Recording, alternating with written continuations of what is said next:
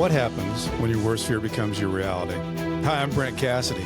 Welcome to the Nightmare Success In and Out podcast, where we explore how to overcome your fears and nightmares and set yourself free. We're going to be exploring this topic with guys I was in Leavenworth with and others who survived their own nightmare. These stories can be inspiring, sometimes sad. There's some humor, but hopefully you can come away with a nugget of something that'll help you knock down some of the prisons you built up in your own mind. All right, welcome back, Nightmare Success In and Out listeners. This is where you come for what happens when your worst fear becomes your reality. How do you adapt, survive, overcome, set yourself free? Folks, don't forget to subscribe, share this thing out, like it up. It really helps the show. I just want to say I've got a guest here today. We're part of the white collar support group that Jeff Grant, who's both a friend of Tanya Pierce's and mine, and we do it every Monday night. And Tanya was on there the night, and I thought I need to ask her to be on. She'd be a great guest, and she agreed. She's got an incredible story. She spent 25 years in the real estate business, real estate world. She did 20 months in prison in the federal system, and then she got out and she found out it's real hard in reentry. It's a tough world. And instead of just letting that be, she became an advocate. She founded a nonprofit company called Unbolted that helps people, especially federal people returning home, through the things that they need and helps them walk through the things that they're looking for that'll help them. She's a big vocal voice for restitution. And it's one of the things I want to talk to her about because hardly anybody talks about it because they're scared to talk about it. But I can't wait to jump into all this with Tanya today. Before we do, I want to recognize our show sponsor, Auto Plaza Direct, who likes spending a couple of weekends walking car lots, looking for a car, and then you spend 4 or 5 hours in the dealership to buy a car. It's kind of like a root canal appointment. Well, there's a better way to take away all that pain and hassle getting a car. It's called Auto Plaza Direct. They're your personal car concierge. Just tell them the car you want, what you can pay, and they'll go find that car for you, negotiate your best price. They also offer you warranties and financing. It's all full service. Go to autoplazadirect.com to get started with your personal car concierge. The new hassle-free way, the car buying experience you deserve. Auto Plaza Direct. Tell them Brent from Nightmare Success sent you. Tanya Pierce, welcome in. How are you? Good, Brent. I'm glad to be here. Thank you. Thank you for the invite. Thank you to the listeners. Thank you, everyone. I'm glad you're here. We're in Missouri. You're down in Arkansas, so we're not that far away from each other. So welcome to the Midwest. So Tanya, maybe the best thing is to kind of go back a little ways. To take the audience back of where you're from, mom and dad, siblings, what life was like for you growing up. Well, I was raised in North Carolina. I came to New York at 16, and I went to John Jay College in New York. Started my life, went to college, normal life. Found out that there was something. I'm gonna share my age here without sharing my age. There was something called HIV and AIDS that I grew up in that era. The 80s. Yeah. Yes, and I saw people in my family and people that were close to me pass. And I noticed that they didn't have housing options. People strayed away from them. So when I got out of college, I decided that I wanted to help people living with AIDS have housing and permanent housing. So I decided with my godfather, who was a retired detective, we would buy properties in Brooklyn and fix them up and give them to people who were living with AIDS, and then also people who just couldn't afford to have their own housing without credit checks at that time. So that's how I got into real estate. My, grandmother owned buildings in Bed-Stuy as I was growing up. So I had knew about properties, but as far as my commitment to helping people, and that's where we will speed up my career. I worked for nonprofit organizations, and then I left to start this housing initiative with my godfather buying properties. Speed up a few years. I had an attorney who was my co-defendant. Um, I was always a buyer and fixing properties. I never did loans or knew anything. I contacted, but my attorney said, "Oh, Tanya, there's a property that would fit your family's portfolio. This is how much you need. This is the application, and this is the process." I shouldn't say application. This is the process. Okay, Yeah. no problem. Share my godfather. We buy the property. Speed up. Years later, my godfather dies of a heart attack in 2009. 2012, I get a knock at the door from the U.S. Attorney's Office of Manhattan. I've been indicted for conspiracy to commit bank fraud, wire fraud, you know, Was this uh, like, Tanya, did this just come as a complete it, shock knock at it the just door? came from a complete shock out of Okay. nowhere, um, to me. And I was like, well, okay. And like, really, really, what does that mean? Like, I didn't do loans. I didn't know about loans. I mean, my attorney, he's the co-defendant. I'm like, hey, did I sign something or do something that I wasn't supposed to, or, fix it? I mean, Right. Fix this. like, I don't know. Here's the piece of paper. Fix it. Yeah, like, I do properties. I help people have housing options that couldn't afford it. I don't do anything else. So lo and behold, down comes we had the first indictment that got dismissed. Then they came with a superseded indictment, and we went through 3 tiers of superseding indictments. So we got to the S3, and that May of the S3, the judge didn't allow us to defend it. The judge made us go to trial in July. So we had like 8 weeks. So I'm still like, okay. And and mind you, all of this for me is out of pocket with lawyers disappointing me, lawyers get my retainer, cursing me out, lawyers calling me all sorts of liars. So I didn't need anything else from the Department of Justice. I was already called everything in with the people who were supposed to be They're protected. representing you. I got to ask you though, Tanya, because it's in a federal case, it's always unusual because 97% of the people that get indicted, they end up plea bargaining out, and you didn't. Was that always your path forward, that you were going to trial? Well, yes, because I had understood enough, because I did have a BA in criminal justice. I understood enough about white collar that your imprisonment had to do with the dollar amount that you stole, Mm-hmm. or that the government proved that you stole. Right. So when I'm going through my trial, and I'm looking at the indictment, I'm like, well, you saying that I ripped off a Fremont loan, you're saying I ripped off Long Beach, and you're saying that I robbed WAMU. Now, even though I didn't have anything to do with those loans, those losses was zero. Mm-hmm. So even if you convict me, the amount of loss is zero. So even if you convict me, I'm looking at 0 to 6 months. But I'm also thinking about, are they really going to take me to trial and waste the taxpayers' money taking me to trial for a case that is at most zero? Mm-hmm. So that's my logic. Um, I had understood, Anton Scalia said that the feds can indict a ham sandwich and Right. that they can do what they want, but that was never my thought. The only thing I wasn't Well, offered. I don't want to just gloss over that, what you just said, Tanya, because in the federal system, when they do an indictment and they take it to a grand jury, a lot of people assume that in a grand jury that the prosecutor presents his charges and then the defense defends those charges.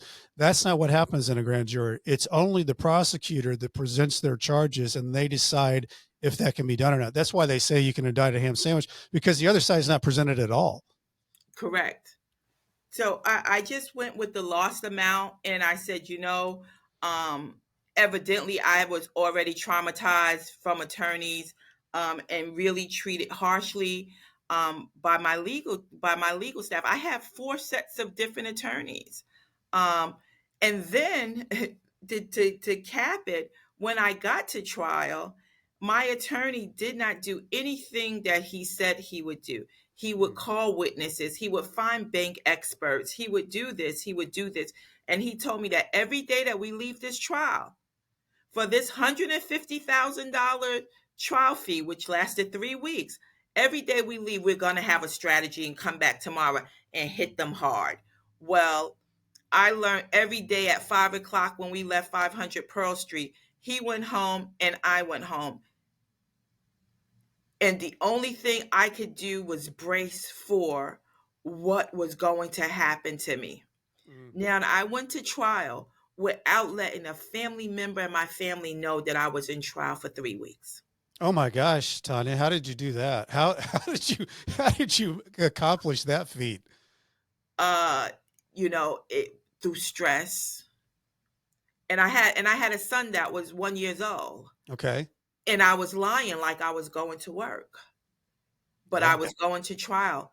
And even at the last second, my attorney looks at me and says, I need you to testify today. You didn't prep me. We didn't do anything. And then he gets into a verbal altercation with me in the courtroom. And then the judge says that if I was her, I wouldn't testify. So this was really a kangaroo courtroom that I was faced and troubled with.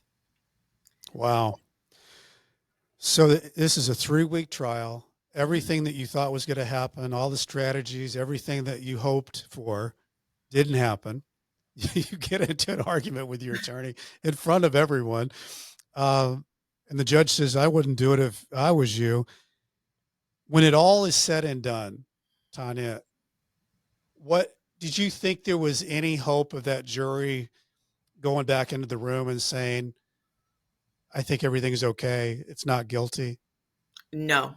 Yeah. Because for the simple fact of the 3 questions that I had going into this case that I told my attorney to have answers for was the 3 questions that the jury asked. I'm a layperson from the community. These are the questions. And he did not prepare an answer for those questions.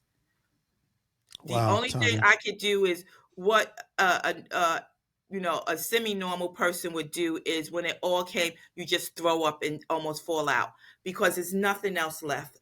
Completely deflated, completely.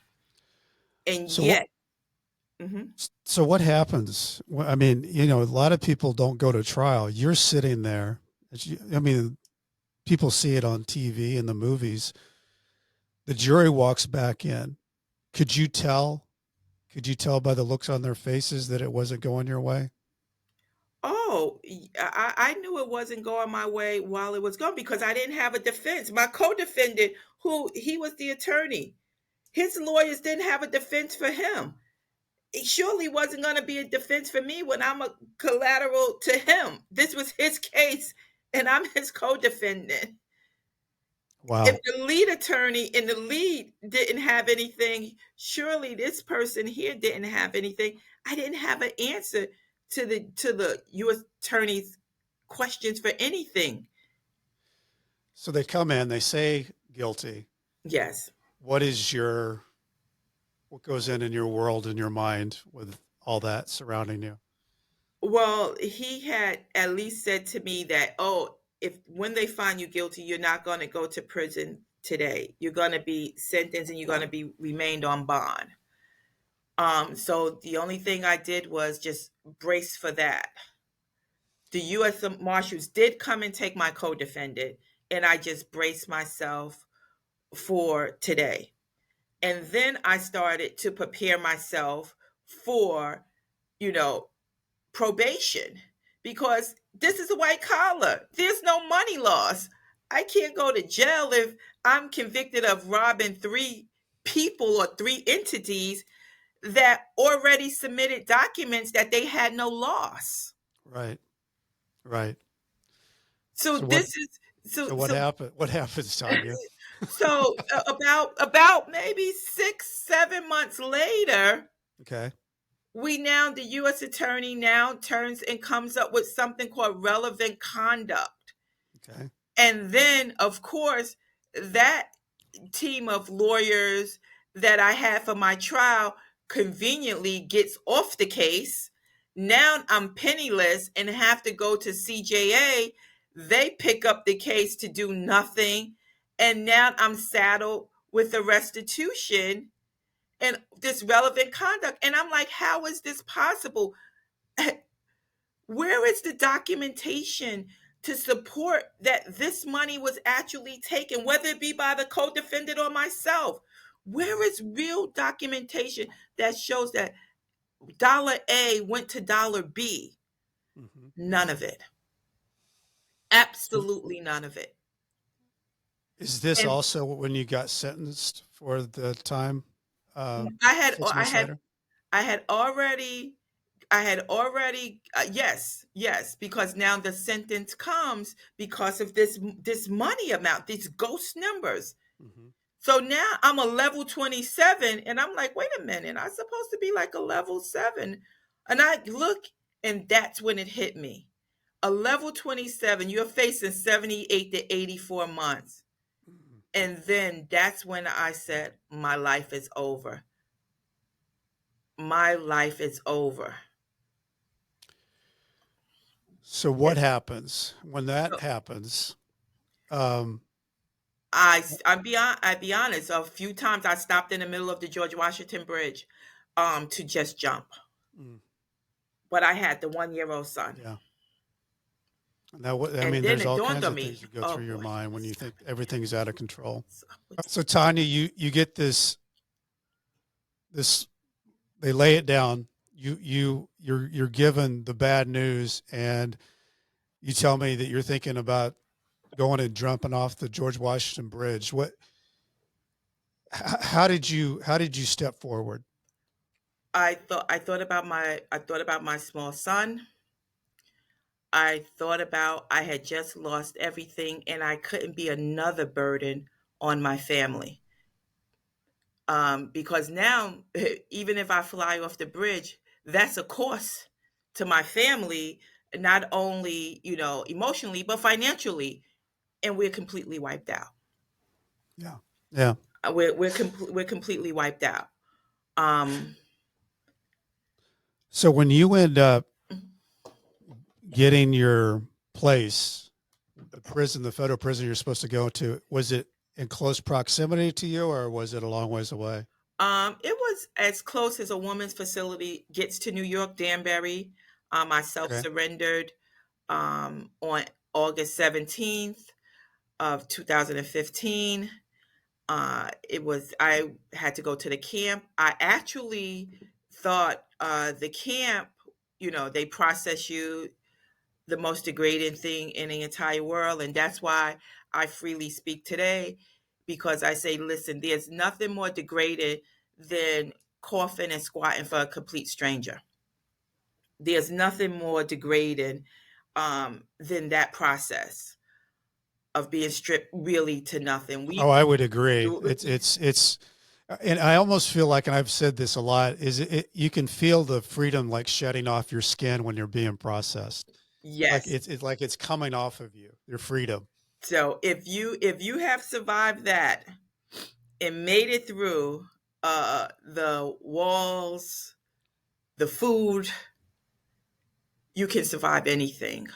And that's what, once I made it up the hill, I actually thought that, because when in Danbury they give you your blanket and the whatever, that care package that they call, and they tell you to walk up the hill on your own to the camp. So I'm like, okay, this is it now, because a firing squad must going to come and get me, because how do I check myself into prison? You give me this pillowcase full of things and tell me to walk out and walk up the hill. I'm like, Yeah. this, I'm like, I'm dead for sure now. I'm like, God, forgive me for all my sins, any transgressions I have. Tanya. Okay. Yeah, so I said, forgive me for my transgressions, and then I go up the hill, and then I, meet the women in Danbury and Well, let's begin take a that break right journey. there because I want to talk about how you walked into that world that unfamiliar world that you know that you're not just going to be there for a week or a month, you're going to be there for a while, and how you adapted to it. Before we do, a lot of people don't like how they show up online. Many individuals think there's no way or no hope when it comes to managing your reputation on Google or in the internet world. There is hope. It's called Discoverability Company, and they can help you. Whether you're rebuilding your reputation from scratch or you're repairing from search results after a negative news story, Discoverability can also help you how you're portrayed on popular AI services like ChatGPT. To learn more, visit discoverability.co. They're even launching a do-it-yourself SEO option, a course for individuals who want to take on their search results on their own budget and speed. Listeners of Nightmare Success can take $100 off the DIY SEO course with coupon code Nightmare Success. And I just want to say that Nightmare Success is sponsored by the White Collar Support Group. It's the world's first support group devoted to people navigating the white collar criminal justice system. I'm a member of the White Collar Support Group, and I can tell you this is a bunch of people who help each other through the criminal justice journey for free. Whether you're just starting your journey or you've made it through to the other side, this is a great space for you. You can join us on Zoom Monday, 7 p.m. Eastern Time. For more information, go to prisonist.org. It's prisonist.org. Start here.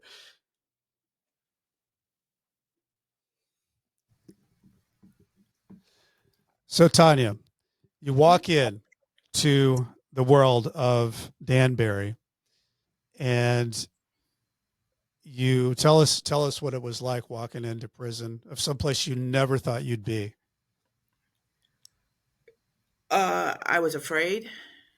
I was humiliated, but at the same time, I was already beaten down. At this particular junction, like I had told my family when they dropped me off at Danbury, I says, "Listen, don't drive in front of me. Just back up and back out of here, because I don't even think I have the breath in my body to take two more steps." Mm. And so going into the prison, um, people will come up to you. I mean, let's face it, once you're there, you're no longer, black, white, rich, poor, any religion. You are a person that's stepping into a place that's familiar to the people that are there, and they know pretty much that you have broken down. So you walk in there and you hand your piece of paper and they assign you the bed. And at that point, I was just afraid of everything. Afraid of living, afraid of breathing, afraid of speaking, afraid to not speak. Because you don't know this environment. If someone say hello to you, you don't say hello back, will they attack you? So every fear from my pinky toe to the top of my head, every vertebrae, every vessel, everything in me was completely mush. But I just held myself. So, how did you start stepping through it? How did you adapt? How did you do your time while you were in? Well, the way that I did my time that I was there, which is something that I shared with the warden a few, months into my sentence, where I told the warden, the judge sent me here on a staycation, not a vacation, and I'm here to stay until the judge or whoever says I'm time for me to go. And I just went there with that mentality. I just listened a lot. I didn't engage at first. And some of the people that I'm friends with today, will say that not one day for the 20 months that I was there did I ever watch TV with general population. After the last meal at 4 or 5 o'clock, you never saw me. I went back to the room and read. The morning time, I got up at the 6 o'clock count. I did my little workout and I read. I didn't interact with much people, but what I did learn was to knit and to crochet, Okay. because there wasn't much programs. So let Yeah. me tell you something. My son and my family had the best knitted outfits Okay, I still have a blanket. I matter of fact, I wore a poncho that I made me the other day and shocked some people. Okay. I like that. I You like know, that. so I really took the time to think about myself, what I was going through. But then at a point, I did wake up and say, and then I started to challenge the administration around legal. They had switched to the Lexus Nexus program, the law library inside the computer. They didn't teach anyone, they didn't have classes for it.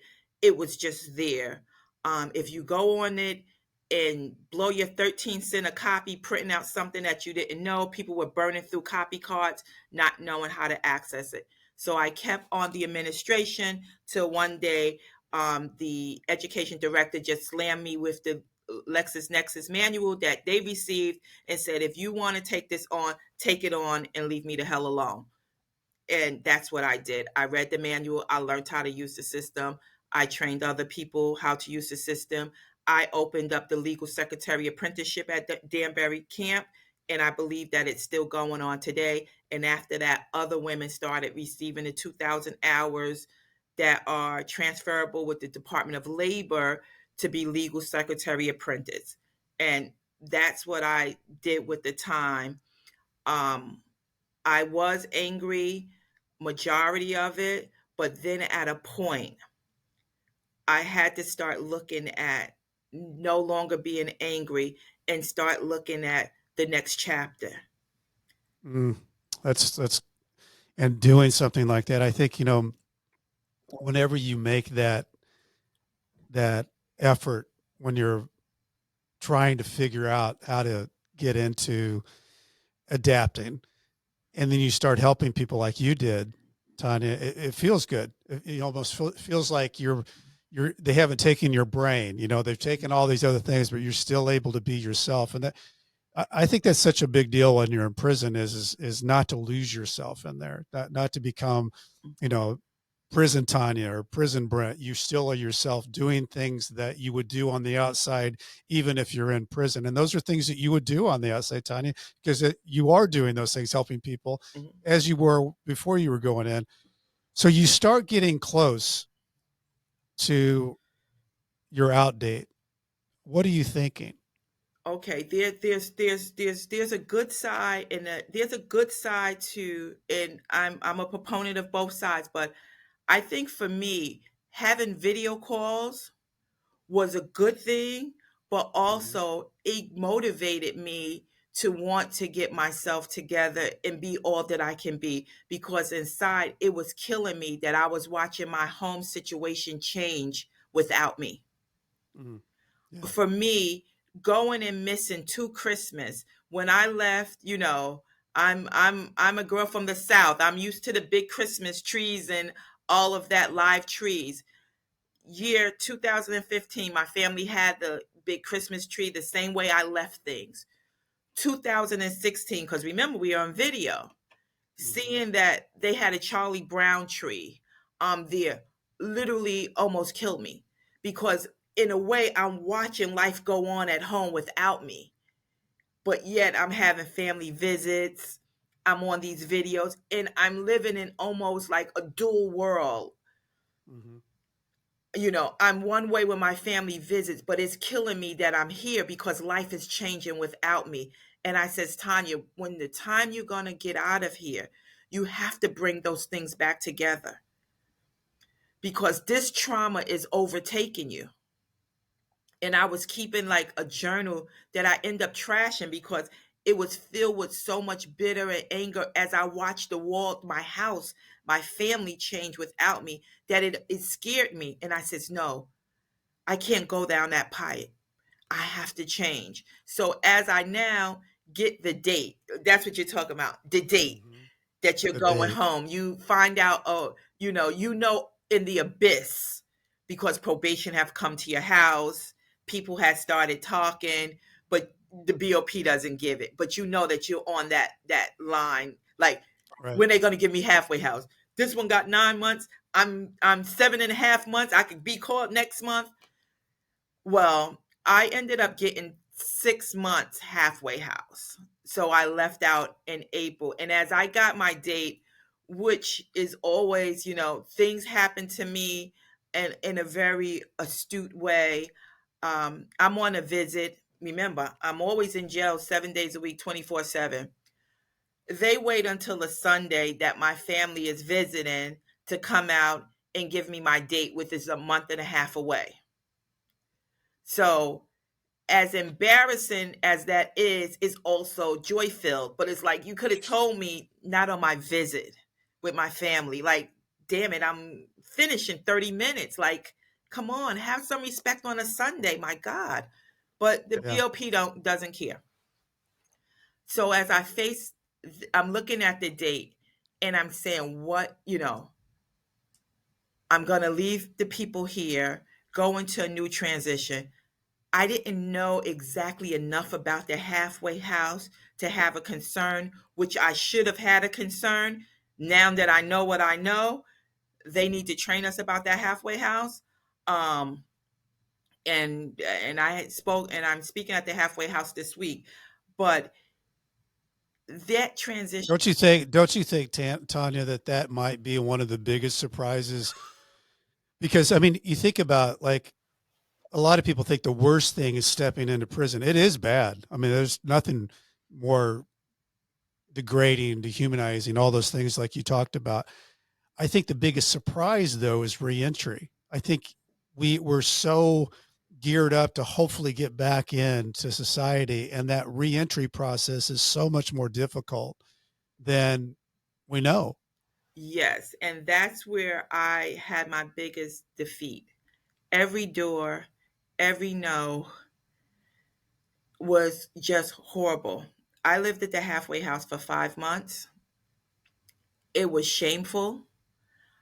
I wanted to probably not even go back to prison, but just not even exist, because I assume that the reentry world, if nobody else would let me in, I had a safe space there. But then I came back to New York, and all the programs you go, they say, "Oh, if you're from Rikers, Taconic, Sing Sing, all of these places, we don't know about, you know, returning from federal prison."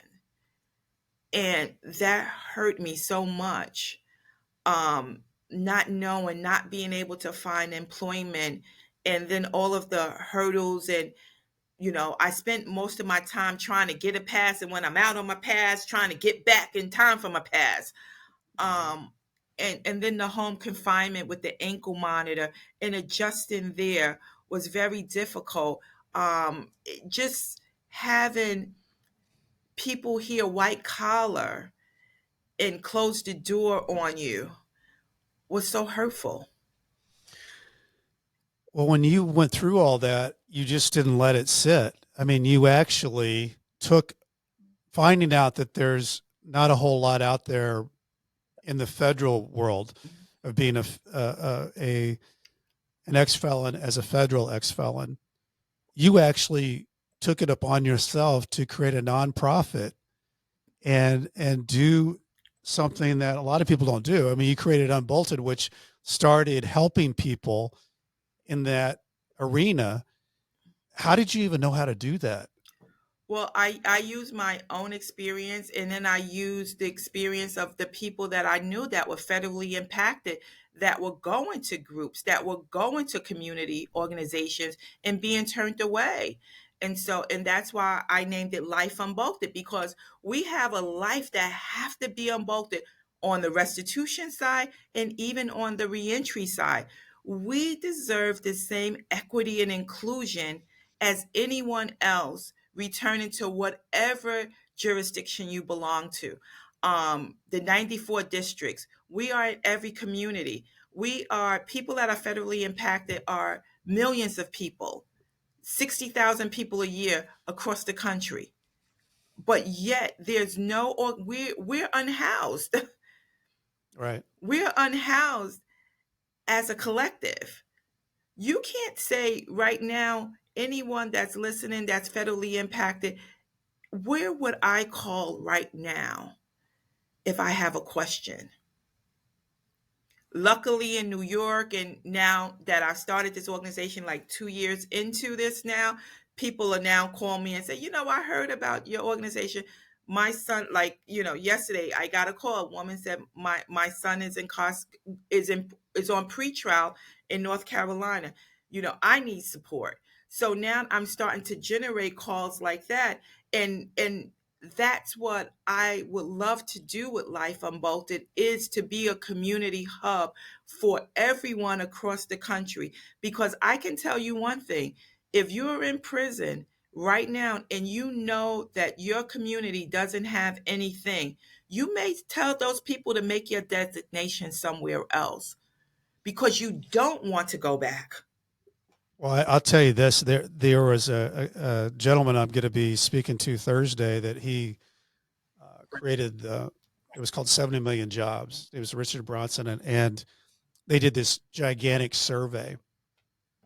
And the top three things that came back were obviously somebody wanted to get a job, somebody needed housing. The third thing is something you're talking about, Tanya. They were looking for community, where could they find community of like people? And what you're talking about is the top three things that makes it so hard to get back in, because people don't want to go back to where they came from in prison. They want to make it work on the outside.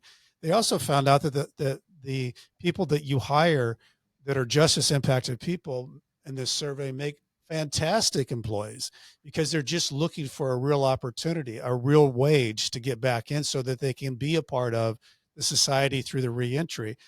And I think it's fascinating that you've done these things, you've stepped back in, but I'm now speaking to somebody who's in law school.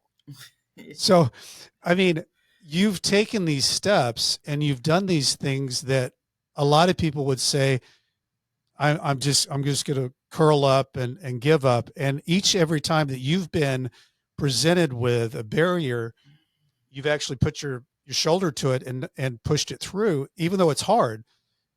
Talk to me about the law school thing. Was it hard to get into law school? How did people perceive you in your law school? How did it come about? Well, my law school journey came for two reasons. One is the unjust with people that are federally impacted, and second is policies around restitution. Most people that I've met have enormous restitutions. They never receive the money. And also, the public perception of people on restitution is that everyone is thieves that are trying to get over and finally got caught. Goody, goody, gun drop. I'm glad this has happened to them. And it's farthest from the truth. So how did you walk into the restitution thing? Because you and I talked, and I wanted to talk a little bit about this, because a lot of people are afraid to talk about restitution because there's so much around it. There's this big dark cloud that follows you. I think it has a tail on it for 20 years. But talk to me a little bit about how you became this reform-minded person in the restitution world, because there's not a lot of people that even have the courage to speak out about it. Correct. It became because of my restitution. I went to trial and I was convicted. When I got to Danbury, I had went to trial. I was convicted of defrauding 3 lenders. We won't even go to the conviction part, but the amount of loss on my conviction was $36,000. I got, based on the lenders on my trial, on my judgment, on my conviction. My girlfriend, who I met in Danbury, she had the same attorneys that I had. Her trial was 3 months after my trial. Her case, same strategy, she was convicted.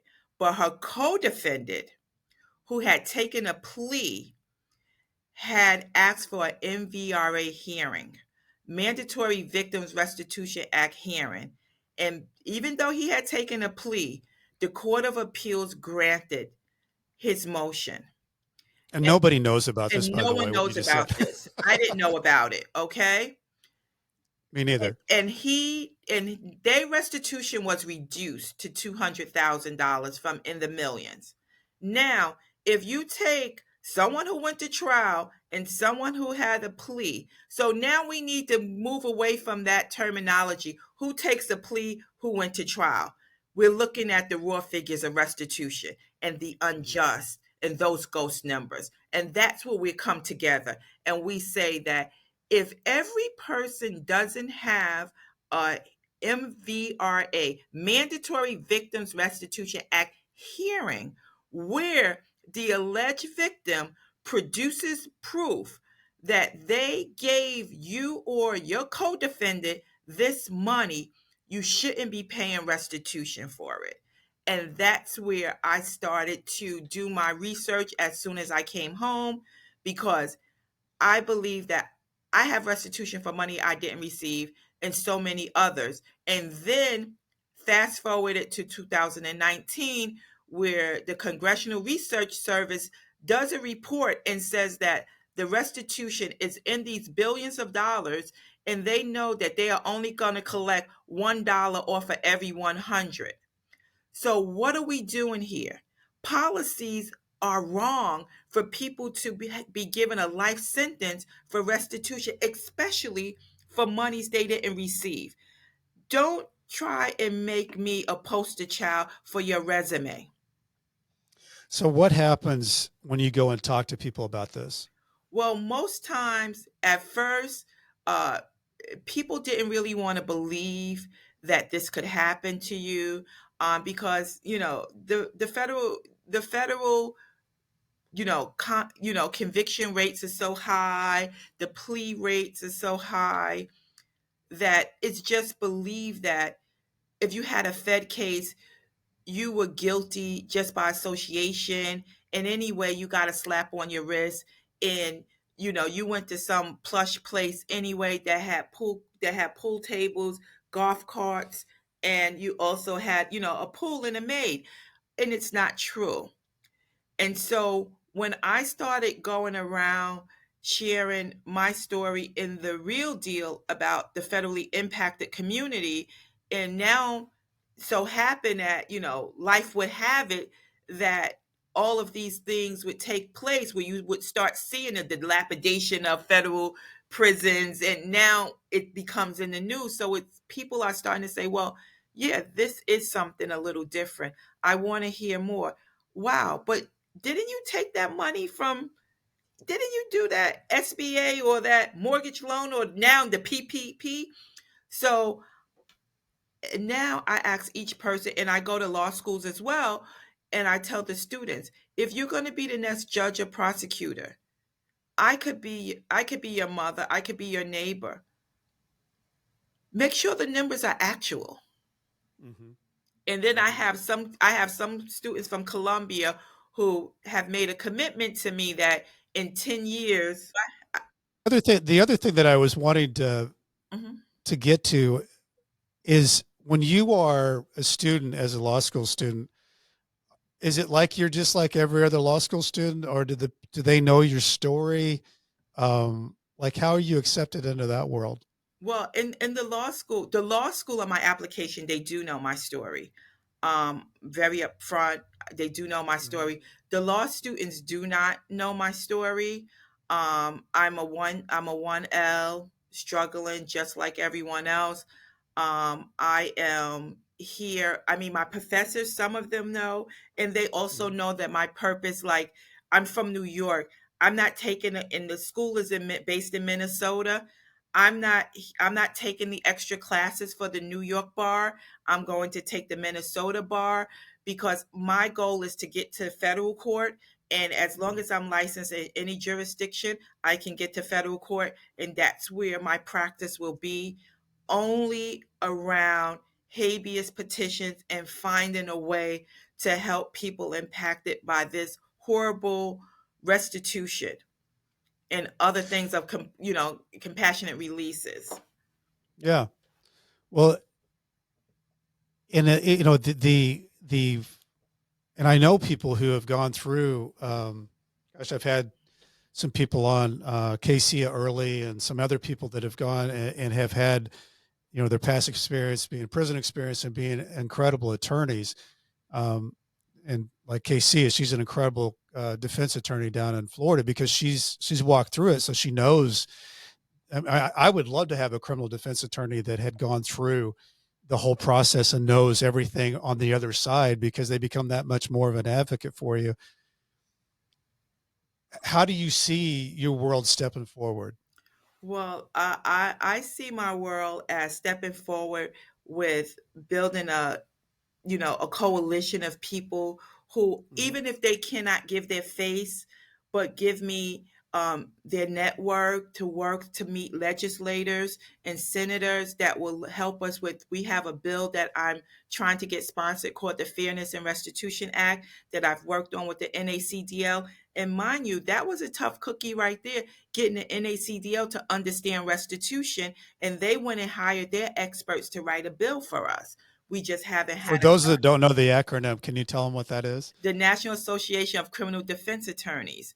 Which is Um, huge. I wanted you to say that because yes, that's a big deal. That's a huge organization. yes, and so we're looking for a sponsor to sponsor our bill, and I'm looking really at, it's called Fairness and Restitution. It's around settling restitutions, having it end in 10 years, not attacking people's Social Security, about accountability, about settlement, and really having that tough discussion around money, which we have to be able. People want you to have literacy classes and all of these other classes, but no one is talking about ghost numbers and where is the money and restitution going, since most cases there are no victims.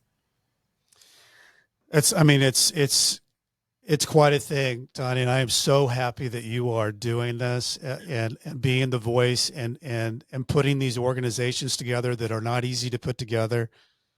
You know, and I think it's inspiring for people, especially who listen to this, who have been through what we've gone through, our nightmare, and in the reentry world, that things are still possible. What you've done is you're not just a hopeful person. You're putting action to it. You're taking steps. You're advocating. You know it, and when you are able to sit down with somebody, whether it's criminal defense attorneys or whatever the organizations are, they know that you know what you're talking about. It's just getting in front of them to be able to advocate. And I love that you're doing it.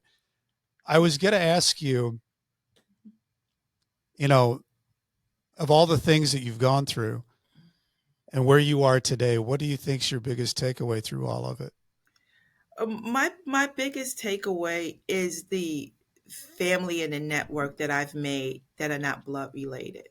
Being able to talk to you in Missouri, that in my old world could have never happened. And just having, this horrible experience to just be able to share with the public and say, even if you don't have a voice, reach out with an email and let people like me and others that work with me, let us be your legs.